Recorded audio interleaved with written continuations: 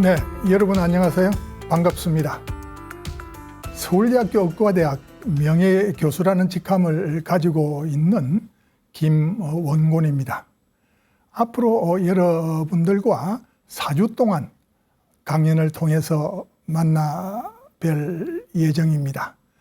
시니어 TV니만큼 저도 시니어의 일원으로서 마음 편하게 여러분들과 즐겁게 이야기를 나눌 기회를 갖도록 하겠습니다.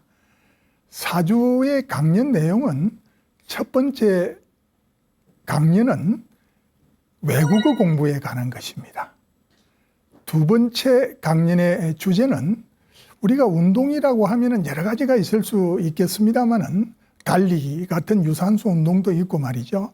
그런데 이번에는 근육 운동을 중심으로 이야기 드릴 예정입니다.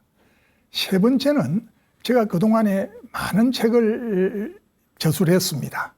그 중에는 물론 저의 전공인 의학에 관한 책도 있습니다만은 그 외에 일반 대중들이 흥미를 느낄 수 있는 여러 가지 방면의 다양한 책을 집필을 한 적이 있기 때문에 그러한 책을 중심으로 이야기를 나눌 기회를 가질 예정입니다. 마지막 네 번째 시간에는 70이 넘은 나이에도 유튜브에 새롭게 도전해서 새로운 세계를 개척할 수 있다는 것을 여러분들과 함께 이야기를 나눌 수 있는 또 좋은 시간을 갖도록 하겠습니다. 오늘은 먼저 외국어 공부에 관한 것입니다. 사실 돌이켜보면 저는 평생을 의사로 지낸 사람입니다. 그 중에서 33년간은 의과대학 교수로 지냈습니다. 그 중에서 한편으로는 때로는 진료에, 때로는 연구에, 때로는 교육에 전념하면서 성장한 이후의 생을 거의 다 보냈다고 생각할 수 있습니다. 그런데 그런 배경을 가졌음에도 불구하고 오늘 이런 자리에 외국어 공부에 대한 이야기를 여러분들께 드리게 된 것은 바로 6개 국어 구사자라는 타이틀을 어느덧 얻게 된 이유 때문입니다.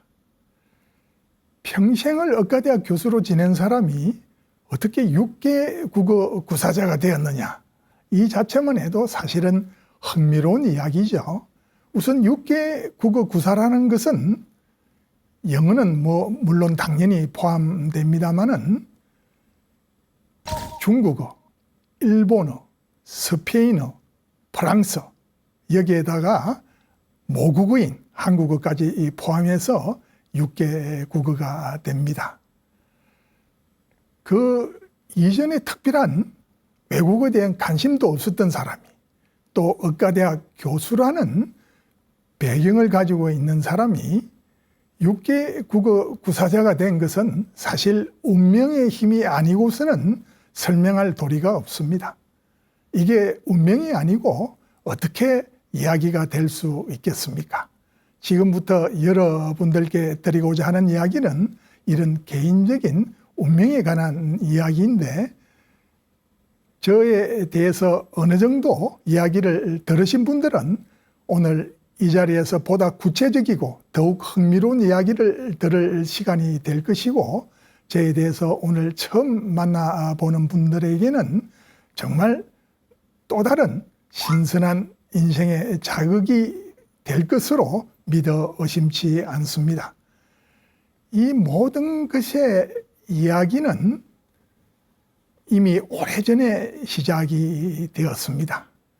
그런데 제가 6개 국어 구사자가 되었다고 하니까 많은 사람들이 저 사람은 특별한 의학적 배경이 있을 거야. 또는 저 사람은 남다른 외국어 공부를 잘할 수 있는 탁월한 능력이 있을 거야. 이렇게 생각하곤 했습니다. 그런데 사실 그렇습니다. 여러분들 우리 세대에는 거의 다 그랬습니다만은 외국어에 대한 조기 교육의 개념 자체가 없었습니다. 저만 해도 중학교에 들어갈 때 입학 직전에 영어 알파벳을 미리 공부하고 간 것이 그나마 선행학습이었습니다. 그것도 주위 동료 학생들에 비해서는 꽤 앞선 공부였습니다. 그 당시에는 다 그렇게 대충 공부를 하고 들어간 거죠.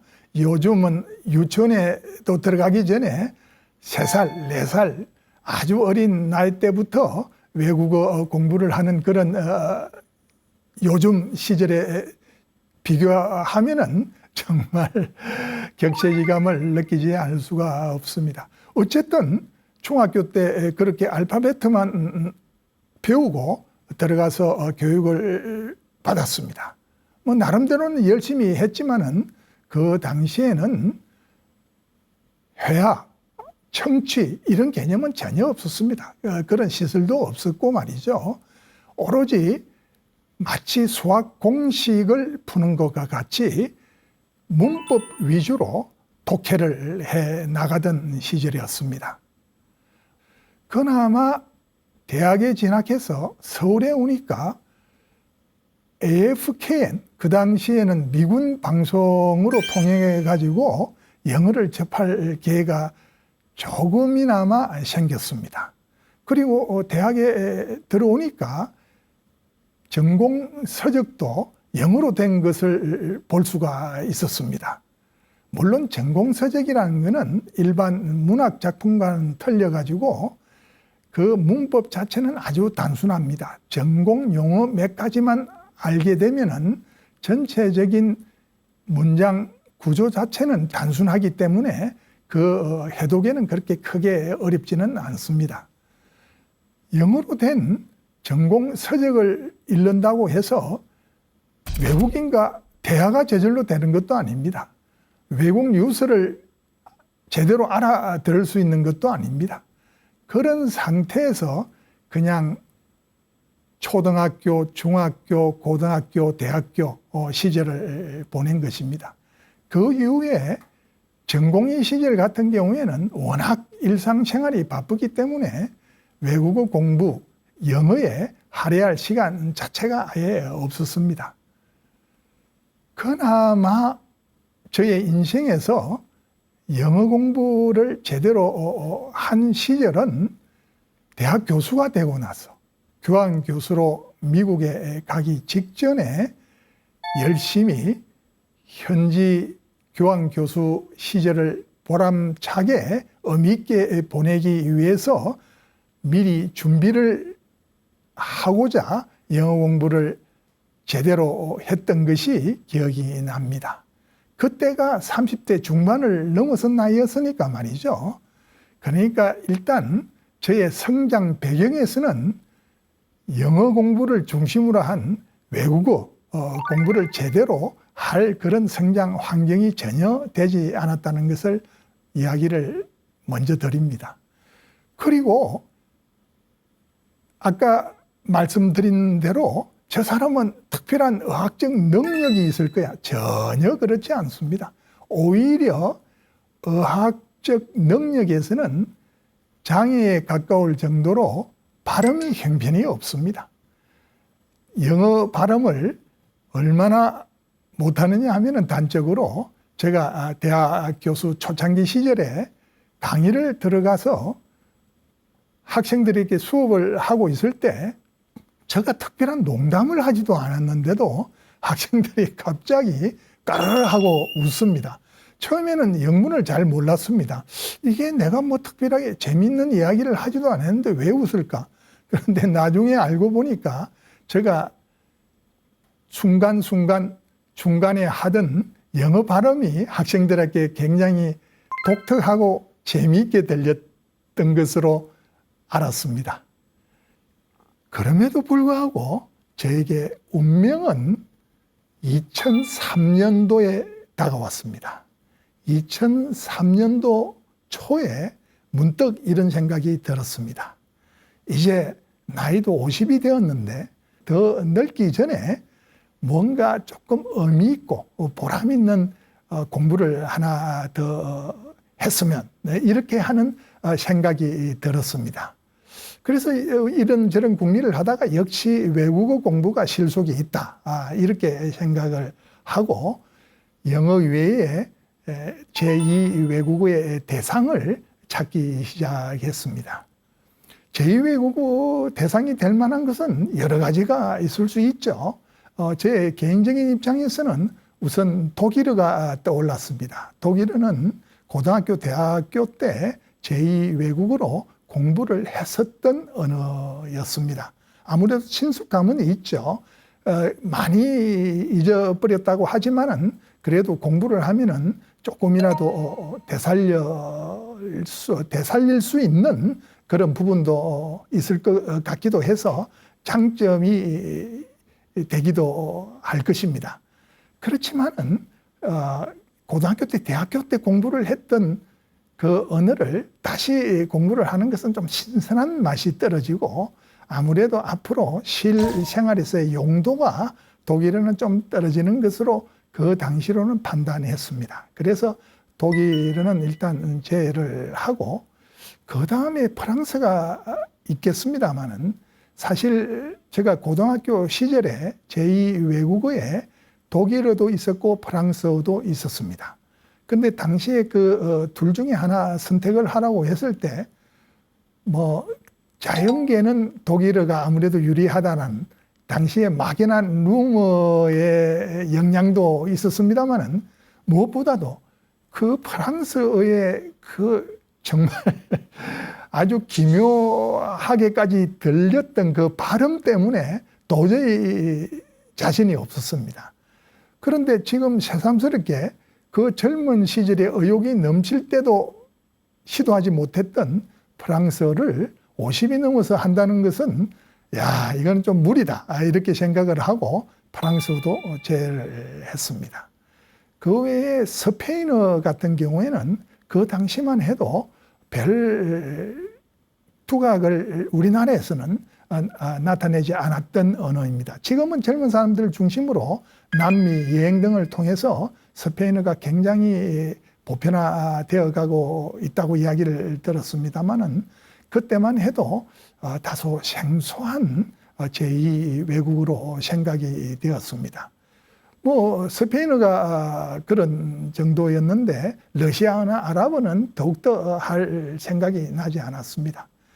중국어 같은 경우에도 사실 사성이 있어서 그 성조에 따라서 완전히 뜻이 달라지고 그 성조가 틀리면은 이 언어를 제대로 이해하지 못한다라는 이야기를 들어가지고 역시 발음에 콤플렉스가 있었던 저로서는 선뜻 배우기가 그런 마음이 내키지가 않았습니다. 그래서 역시 이래저래 생각을 하고 보니까 남는 것은 일본어였습니다. 일본어가 우리나라 사람 입장에서는 배우기도 쉽고 발음도 비교적 어렵지 않고 또 무엇보다도 워낙 가깝게 있는 나라고 교류도 많기 때문에 실생활에서 용도가 많을 것으로 생각이 되었습니다. 그래서 2003년도에 그해 5월에 학원에 등록해서 시작한 것이 저의 긴 외국어 공부 여정의 첫 출발이 되었습니다. 그렇게 해서 일본어 공부를 재미있게 나름대로 열심히 했습니다. 그렇게 일본어 공부를 열심히 하다 보니까 시간도 흐르고 익숙이 되었습니다. 그로부터 2년이 지난 2005년도에 또 이런 생각이 문득 났습니다. 이제 일본어가 조금은 익숙이 되었으니까 이왕이면은 중국어 공부까지 해가지고 한국, 일본, 중국의 동북아 3개국의 언어를 굉장히 밀접한 관계가 있는 언어죠. 한자를 중심으로 그 3개 나라의 말을 비교하면서 공부를 해나갈 수 있으면 얼마나 멋있을까 이런 생각을 또 했습니다. 뭐 다소 치기 어린 생각이었을지 모르겠습니다만은 뭐 그 당시에 생각만 해도 멋있다고 생각을 했습니다. 그래서 내친 김에 2005년도에 중국어 공부를 시작했습니다. 한국어와 일본어, 중국어를 동시에 이해를 해서 서로 비교하자는 욕심 때문이었습니다. 그렇게 해서 또 중국어를 열심히 해 나갔습니다. 일단 하기가 힘들어서 그렇지 일단 시작하면 열심히는 하는 성격이었습니다. 그러다가 문제는 그것으로 끝날 계획이었습니다. 그런데 2006년도 중국어를 시작한 지 그 이듬 해였죠. 그때 이런 생각이 또 갑자기 들었습니다. 그 당시 제가 뭐 원래 좀 술을 좋아하는 편입니다만은 와인에 심취할 때였습니다. 그런데 그 당시는 여러 나라의 와인이 수입된 것이 아니고 아무래도 프랑스 와인이 주가 되었습니다.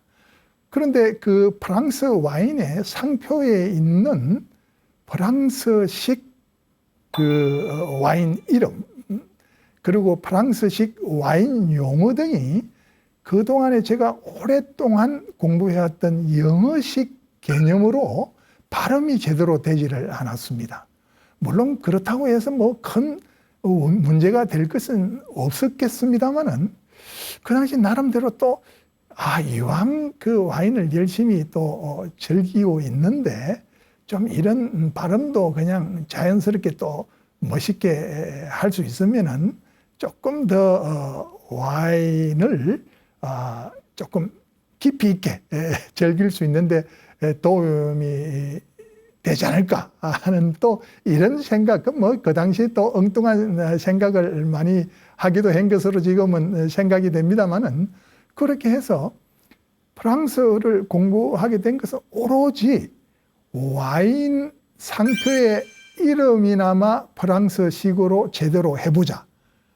발음이 제대로 해보자는 소박한 동기로 시작하게 된 것입니다. 그렇게 목표도 뭐 프랑스어를 멋있게 공부를 해가지고 회화를 잘해보자. 또는 프랑스 원어로 된 책을 읽어보자. 이런 뭐 웅대한 목표, 뭐 거창한 목적은 전혀 없었습니다. 그냥 어떤 상표에 있는 이름을 제대로 발음을 해보자. 뭐 이런 생각뿐이었습니다. 그러니까 공부를 이제 왕초보반이라는 데 들어가서 공부를 할 때도 뭐 길게 할 생각도 없었습니다. 한 2달 공부를 해서 발음 정도만 좀 익혔으면 좋겠다. 그러니까 한 2달 정도 해보니까 발음은 웬만큼 되는 것 같았어요. 그래서 이제 일단 뭐 할 일도 많은데 또 외국어만 해도 일본어, 중국어도 계속 해야 되는데 뭐 이 정도면 되지 않을까. 이래서 프랑스 공부는 한 2달 하고 일단 중단을 했습니다. 그런데 문제는 이거였습니다. 발음을 제대로 그나마 했다고 생각을 하고 2달 만에 공부를 중단을 했는데 시간이 조금씩 흐르니까 그나마 열심히 했던 발음에 대한 개념이 점점 희미해지는 겁니다. 그때 귀중한 교훈을 얻었습니다. 외국어 공부는 이런 거구나. 어느 정도 자기가 목표로 했던 성과를 거두었다고 해서 멈추면은 마치 우리가 체육관에 가서 트레드밀에 올라가서 멈추는 거와 똑같구나. 트레드밀에 올라가서 멈추면은 그냥 길에서 걷다가 멈추는 것과는 완전히 틀리지 않습니까? 그냥 뒤로 쭉 밀려가는 거죠. 그 자리에 서 있게 되지를 않습니다. 그런 것과 똑같구나. 이렇게 해서 목표는 단순하게 프랑스 발음만 알았으면 했지만은 프랑스 발음만 유지하기 위해서는 계속 앞으로 나아가면서 공부를 해야만 발음이 유지가 되는구나, 이런 것을 느꼈습니다. 그래서 처음에 시작할 때의 목표는 발음이었지만은 결국은 그 발음을 유지하기 위해서 점점 앞으로 전진하면서 본격적인 프랑스어 공부의 길에 접어들게 되었습니다. 그래도 아무리 열심히 프랑스어 공부를 했다고 하더라도 앞에서 설명드린 대로 발음에 취약한 저로서는 발음이 어렵기로 유명한 프랑스어 공부가 힘이 들 수밖에 없었습니다. 정말 매번 수업 때마다 프랑스어 발음에 곤욕을 치렀습니다. 그러던 중 같이 프랑스어 공부를 하던 젊은 학생이 저에게 스페인어는 발음이 굉장히 쉽다고 합니다. 한번 발음 때문에 힘드시면 스페인어를 한번 배워보시죠. 이런 이야기를 저한테 했습니다. 그런 이야기를 듣고 물론 웃고 넘겼습니다. 에휴, 지금 내가 지금 하고 있는 외국 공부도 지금 숨가쁜데 무슨 또 아무런 특별한 목표도 특별한 계획도 없는 스페인어를 또 추구하겠느냐, 이랬는데 어느 날 스페인어 수업, 프랑스어 수업 시간 중에 교실 창문을 통해서 바깥을 보니까 강남대로였습니다마는 그 대로 건너편 건물에 크게 플랜카드가 붙었습니다. 축 스페인어 학원 입점, 이런 게 그 전까지 없었던 큰 스페인어 학원이 앞 건물에 바로 들어서게 된 것입니다. 그 순간 또 이런 엉뚱한 생각을 하게 되었습니다. 야, 이거는 내한테 스페인어를 배우라는 계시구나. 그렇지 않고서는 바로 눈앞에 스페인어 학원이 없던 것이 갑자기 생길 리가 있겠느냐. 이래서 또 그 수업을 마치고 스페인어 학원에 가서 등록을 했습니다. 그게 2007년도였으니까 2007년도부터는 영어는 그 이전에 저희 직업과 관련이 되어서 어차피 열심히 하지 않을 수 없던 언어였습니다마는 저희 직업과도 미래의 계획과도 아무런 관련이 없었던 일본어, 중국어, 프랑스어, 스페인어, 이런 4개 외국어 공부를 동시에 하는 상황이 되고 말았습니다. 여러분들도 능히 짐작할 수 있겠습니다만은 정말 힘든 시기였습니다. 그냥 편안한 산책길을 두고 스스로 가시밭길로 뛰어들어서 그냥 힘든 여정을 스스로 선택을 한 꼴이었습니다. 사실 4개 외국어를 동시에 배운다는 게 보통 어려운 일이 아닙니다. 토요일, 일요일, 주말은 거의 4개 외국어 학원에 돌아다니면서 시간을 보냈습니다. 요즘은 외국어 공부를 할 수 있는 수단과 방법이 정말 다양합니다. 각종 동영상도 제공이 되고 또 유튜브도 있고 인강도 있고, 그렇지만 그 당시만 해도 가장 효율적인 방법은 학원에 가서 공부를 하는 것이었습니다. 그렇게 4개 학원을 돌아다니면서 공부를 하다 보니까 오전에 하던 언어가 오후에 공부하는 언어에 또 투영이 돼 가지고 예를 들어서 프랑스어로 예스가 위입니다마는 오후에 스페인어 학원에 가서 C라고 이야기를 해야 될 것을 위라고 한다든지, 심지어 일본식으로 하이라고 한다든지, 이런 엉뚱한 실수는 너무 많아가지고 너무 비일비재해서 이루 예를 들 정도가 되지도 않을 정도입니다. 그렇게 해서 애를 쓰는 도중에 정말 보람 있고 정말 지금까지도 아름다운 기억으로 남는 에피소드도 있었습니다. 그렇게 전혀 뭐 현실 생활에 도움이 되지 않는 장래 미래에 계획과도 관계가 없는 사계 언어를 하다 보니까 사실 동기부여가 잘 되지 않았습니다. 뭔가 자극이 될 만한 것이 없었습니다. 이걸 꼭 해야 되는데 하면서 피곤한 몸을 이끌고 학원에 가고 또 피곤한 눈을 훔치면서 책을 봐야 할 그런 의욕을 부추길 그런 계기를 만드는 것이 그렇게 쉽지가 않았습니다. 그래서 이렇게 생각을 했습니다. 뭔가 혼자서라도 스스로 뭔가 동기부여가 될 만한 이벤트를 만들어야 되겠다. 그렇게 해서 2011년도에 1년에 현재 배우고 있는 4개 외국어, 중국어, 일본어, 프랑스, 스페인어 고급 능력 시험에 도전해서 모두 합격해 보겠다. 1년에 각각 3, 4개월 간격으로. 이게 당시에 계획은 세웠습니다마는 상식적으로 말이 안 되는 계획이었습니다. 무모하다는 것으로는 뭐 설명이 되지 않을 정도입니다.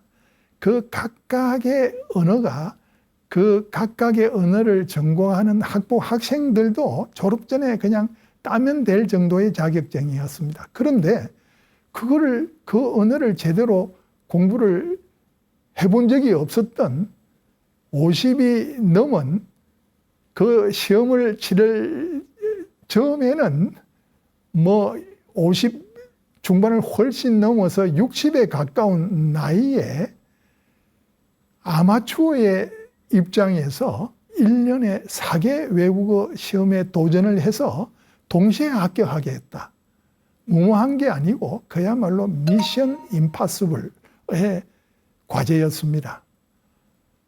저도 시작할 때는 이게 되겠느냐 생각을 하고 물론 마음으로는 아이고 뭐 떨어지더라도 또 그만큼 공부를 한 것이고 나중에 또 좋은 경험담이 되지 않겠느냐는 마음의 배수진을 치기는 쳤습니다마는 또 한편으로는 사람이 이왕에 도전을 했는데 보란듯이 다 합격을 해가지고 또 두고 즐거운 개인적 추억과 또 많은 사람들에게 어떤 본보기가 될 수 있는 그런 사례를 만들어야겠다. 이런 욕심도 한 구석에는 있었습니다.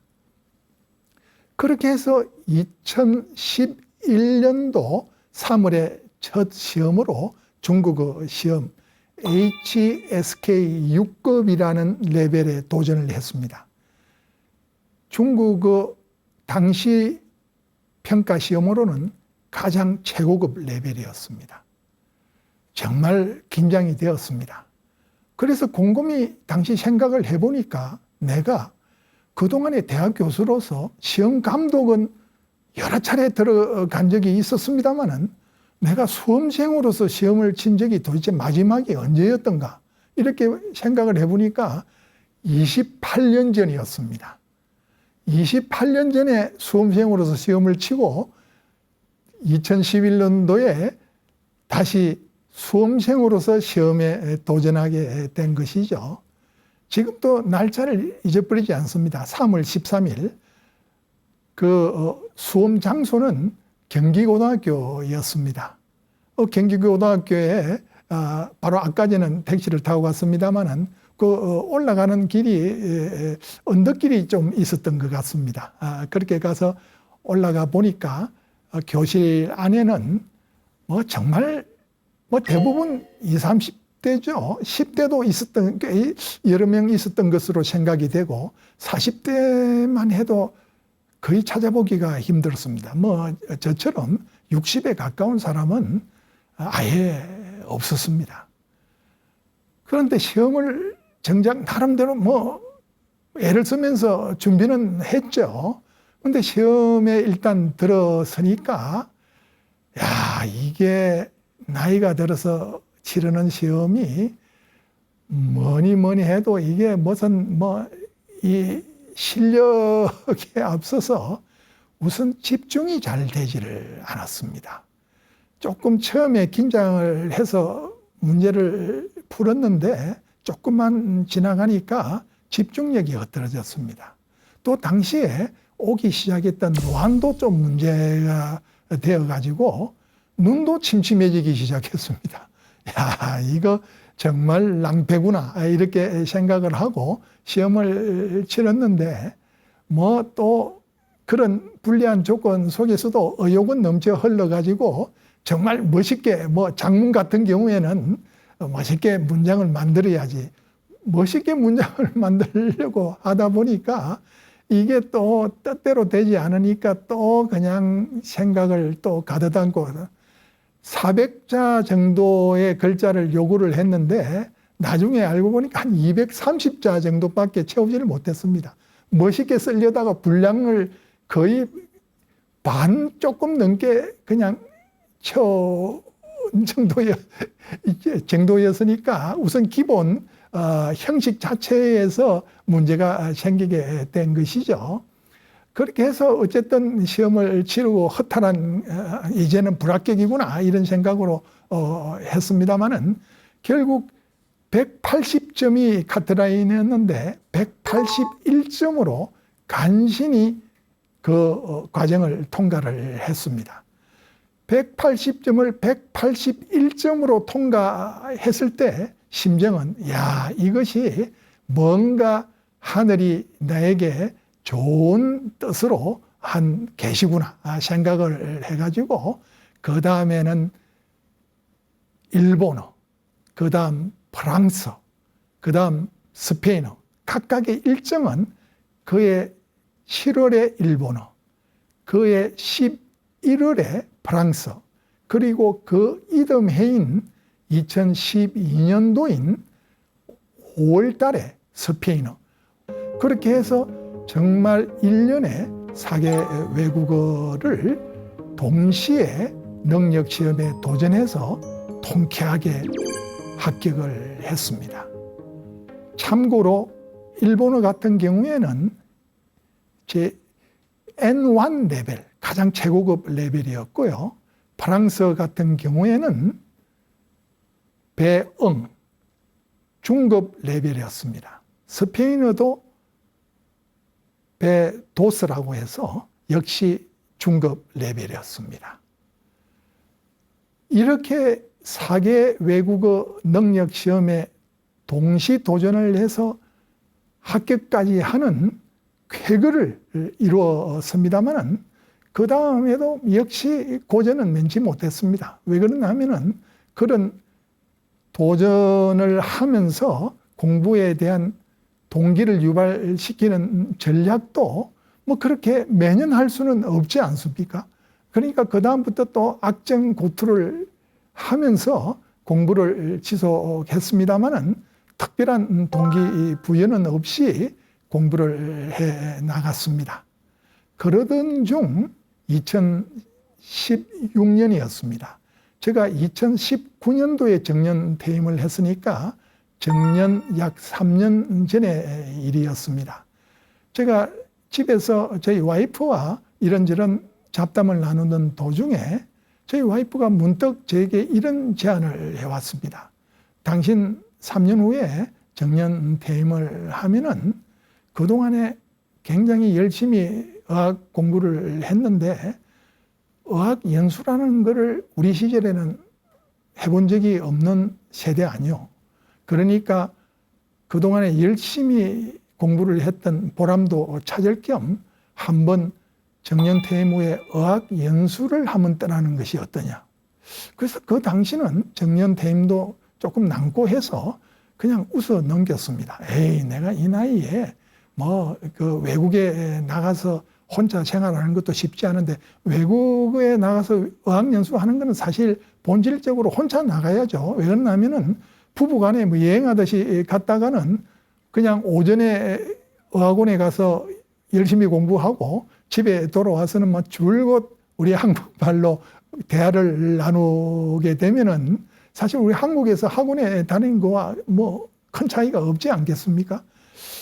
그래서 혼자서 이 나이에 생활하는 것도 힘들고 또 뭐 새삼 공부를 지금 어학연수를 하겠느냐 이렇게 웃어 넘겼습니다마는 시간이 가면서 계속 생각을 하니까 야, 이때까지 했던 노력의 체면을 위해서라도 어학연수를 한번 가는 것이 정당한 과정이겠다라는 생각이 점점 깊게 스며들었습니다. 그래서 2019년도에 정년 퇴임식 때 동료 교수들 앞에서 고별사를 하면서 앞으로 4개국어, 일본어, 중국어, 프랑스어, 스페인어에 대한 각각의 어학연수를 떠날 예정이다 라는 내용의 이야기를 했습니다. 그리고 2019년도 정년 퇴임 후에 소정의 준비 기간을 마친 후에 2020년도에 페루로 스페인어 연수를 떠나면서 4년간의 대장정의 막이 오르게 되었습니다. 페루에서는 정말 첫 출발지였던 만큼 꿈도 많고 기대도 컸습니다. 그 당시는 코로나로 인해 가지고 국내에는 상황이 상당히 어수선할 때였습니다마는 그 당시 페루 같은 남미 국가는 코로나 청정 지역이다 이렇게 잘못 소문이 나가지고 저도 그렇게 생각을 하고 페루로 가서 공부도 멋있게 하고 또 코로나 청정 지역에 가서 마스크 없이 좀 자유롭게 생활을 해보자. 그 당시 제가 페루로 떠나기 전에 머리도 꽤 길었습니다. 그런데 그냥 한국에서 그냥 잘못 이발소에 가서 또 이발을 하다가 코로나에 뭐 걸리는 위험성도 있고 하니까 차라리 코로나가 없다는 페루로 가서 이발을 조금 마음 편하게 하자. 이렇게 생각을 해서 머리도 채 깎지도 않고 페루로 갔습니다. 그런데 페루 가서 보니까 정말 처음에는 좋았습니다. 처음에는 정말 그림 같은 어학원 생활을 시작했습니다. 그런데 불과 일주일 만에 코로나로 인한 국가 비상사태가 선언되면서 환자 발생이 별로 없었습니다. 그런데 선제적으로 대응한다는 명분하에 비상사태가 선언되면서 모든 국경이 폐쇄되고 모든 페루 내에 병원이나 약국 같은 필수 시설만 제외하고는 다 폐쇄를 시켰습니다. 어학원은 뭐 당연히 폐쇄가 되죠. 그렇게 해가지고 이게 제가 그 당시에 기가 막혔습니다. 내가 뭐 이게 비상사태 훈련을 하기 위해서 페루로 온 것이 아니지 않느냐 이렇게 생각을 하고 당황했습니다마는 어학원에 급히 달려가가지고 당장 이제 내일부터는 통행을 금지한다고 그러는데 어떻게 하면 좋겠느냐. 그래서 대안으로 온라인 수업을 시작했습니다. 제가 대학에 뭐 오랫동안 몸을 담았습니다마는 저만 해도 아날로그 시대이기 때문에 온라인 수업에 익숙지가 않았습니다. 그런데 뭐 딴 대안이 없었으니까 말이죠. 그런데 온라인 수업을 받아보니까 굉장히 실속이 있었습니다. 1대1 수업이었으니까 말이죠. 뭐 여러 명이 하는 온라인 수업은 제가 경험이 없어서 모르겠습니다만은 1대1 수업을 하면은 굉장히 효율이 높았습니다. 그래서 거기에서 온라인으로 1대1 수업을 하루 4시간씩 규칙적으로 하고 또 배운 것을 그날 오후에는 슈퍼는 문을 열었으니까 생필품을 사기 위해서 시내로 외출하는 그 도중에 그 배운 것을 응용하고 또 활용하는 그런 시간을 가졌습니다. 그래도 아무래도 뭐 힘들었죠. 뭐 일상생활에 제약이 되었으니까 말이죠. 그래서 그때 아까 이발도 못하고 갔다고 이야기를 들었습니다마는 이발소도 다 문을 닫았으니까 이발을 못하니까 완전히 산발이 되었습니다. 그래서 그때 머리도 못 깎는 김에 수염이라도 길러야 되겠다. 이래서 그냥 그때 수염을 기르게 된 것이 오늘까지 수염을 기르고 있는 그런 계기가 되었습니다. 그렇게 해서 8개월 동안 여러 가지 우여곡절을 겪고 2021년도인 그 이듬해에는 프랑스로 어학연수를 떠났습니다. 프랑스 어학원에서는 당시 여전히 코로나 사태 여진이 남아 있었습니다만은 그래도 마스크를 쓰고 있었다는 그 이외에는 꽤 많은 동료 학생들과 공부를 하는 그런 즐거움을 누렸습니다. 제가 어학 연수를 떠나기 전에 얼마나 열심히 제대로 하고 있다는 것을 증명하기 위해서 모든 어학원에서 제시하는 가장 최고의 반에, 최고급 레벨의 반에 가서 수업을 받겠다. 어학원에서 최고급 레벨은 본인이 내가 이게 들어가서 공부를 해야 되겠다. 이렇게 해서 하게 되는 것이 아닙니다. 엄격한 평가와 많은 시험을 거쳐서 어학원에서 정해주는 것이죠. 그렇게 해서 프랑스 학원에서는 열심히 해가지고 발음에 핸드캡이 있음에도 불구하고 세응이라는 그 어학원에서 개설한 최고의 반에까지 진입해서 공부를 했습니다. 그리고 또 그 이듬해인 2022년도에는 일본으로 갔습니다. 일본에 가서 도쿄에서 이번에는 상당히 대형 어학원이었습니다. 그 전에 스페인어나 프랑스에서는 학원이 사설로 작은 어학원 규모였습니다만 이번에는 상당히 규모가 컸습니다. 거기에서 열심히 물론 단 한 번의 결석도 지각도 없이 열심히 했습니다. 결석 지각이 아예 없었다는 것은 그 이전의 학원에서도 마찬가지였습니다만은 특히 일본에서의 어학연수에서는 가장 보람이 있었던 에피소드는 어느 날 수업 시간 중에 시간이 조금 남게 되자 그 선생님이 학생들에게 흔히 이제 이렇게 묻는 질문이 있지 않습니까?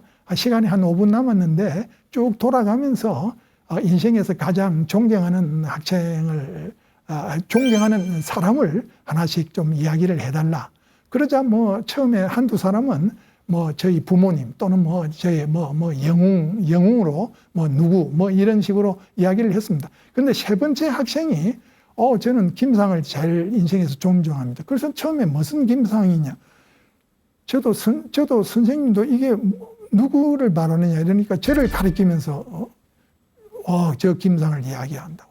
그런데 너무 놀라운 것은 나머지 한 두서너 사람이 손을 들면서 저도요 이러는 거예요. 저렇게 나이가 들어서 세상에 손자가 있는 사람과 내가 같이 공부를 할 줄은 꿈에도 못 꾸었는데 저렇게 열심히 우수한 실력을 하고 있는 것을 보고 존경하지 않을 수 없다. 그래서 정말 제가 몸둘 바를 몰랐습니다. 그리고 정말 한편으로 크게 감사하고 한편으로는 더욱더 열심히 해야 되겠다. 이런 자극이 되었습니다. 마지막 해인 2023년도에는 드디어 대만으로 갔습니다. 대만에서는 중국어 공부를 하기 위해서 간 것이죠. 중국어 공부도 열심히 해가지고 앞에서 이야기 드린 대로 그 어학원이 개설한 최고 수준의 반에 진입한 것은 물론이고 또 단 한 번의 결석과 지각도 없는 보람찬 시간을 보냈습니다. 자, 이렇게 이제 4개년에 걸친 4개국어 어학연수를 마치고 돌아왔습니다. 지금 현재 상황에서의 목표는 무엇이냐? 이런 궁금증을 가지고 계신 분들이 계시리라고 믿습니다. 지금 현재 가지고 있는 목표는 이렇습니다. 제가 사개국을 어학연수를 하면서 프랑스, 일본 뭐 등등 각 국에서 어학연수를 할 때 당시에 이루었던 각 언어에서의 높은 수준이 있었을 겁니다. 그 각 언어에서 이루었던 나름대로의 가장 높았던 수준을 지금 동시에 이루어 보겠다는 것이 저 개인적인 작은 목표입니다. 그 목표를 위해서 지금도 부단히 노력하고 있습니다. 사실 이 4개국어 외국어 공부에 대한 이야기를 지금까지 장하게 드렸습니다마는 사실 시니어의 입장에서 이 외국어 공부 자체가 중요한 것이 아닐 것입니다. 이게 외국어를 하면은 하나의 외국어를 하는 사람들보다 더 노력하고 더 우수하고 3개 외국어를 하면은 2개 외국어를 하는 것보다도 더 탁월하고 4개 외국어를 하면은 그 이하의 외국어를 하는 사람보다 훨씬 높이 칭찬을 받고 칭송을 받아야 된다. 이런 이야기가 전혀 아닐 것입니다. 방법은 다양합니다. 단 하나의 외국어를 해도 되고 심지어 외국어를 안 해도 됩니다. 딴 취미를 가지고 딴 보람 있는 일을 해도 됩니다. 단 지속적으로 해야 됩니다. 거기서 보람과 가치를 얻어야 됩니다. 그런 과정을 통해 가지고 어떤 지엽적인 한 가지 일의 성과가 문제가 아닌 진정한 의미에서의 늙어가는 숙성이 되어가는 인생의 가치를 느끼는 것이 오늘의 이런 이야기의 핵심이요 골자라고 생각을 합니다. 지금까지 긴 이야기를 들어주셔서 정말 큰 감사를 드립니다.